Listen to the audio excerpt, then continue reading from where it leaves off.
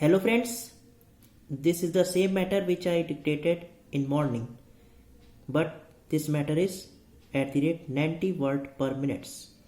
Okay, start.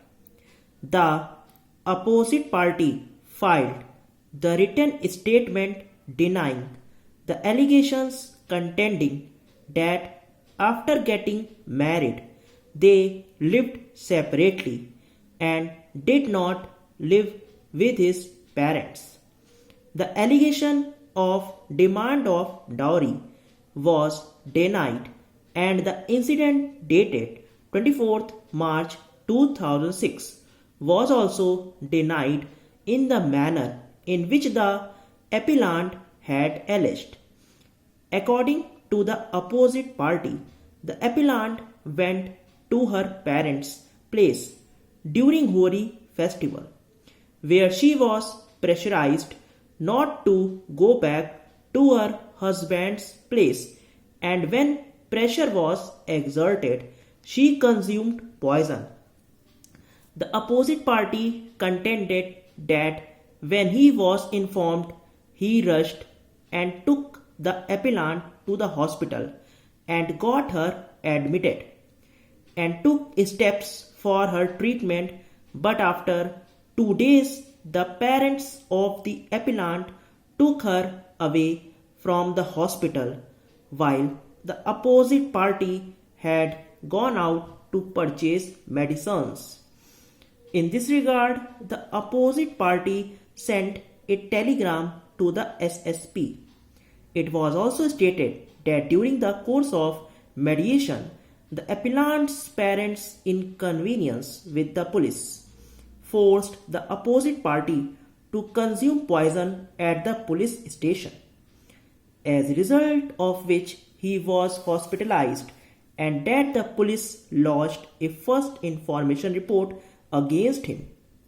It was also contended that the opposite party made efforts to bring the appellant back to his house, and when all efforts failed, he filed an application under Section 9 of the Hindu Marriage Act for restitution of conjugal rights. As a counterblast, the appellant filed the suit for divorce under Section 13 of the Act, para. The trial court, after shifting through the evidence, allowed the application for restitution of conjugal rights and directed the appellant to live with her husband and perform her marital obligations. By another order, the trial court dismissed the suit for divorce. The appellant, being aggrieved by the aforesaid two orders, has filed two separate appeals which have been clubbed together and are being decided.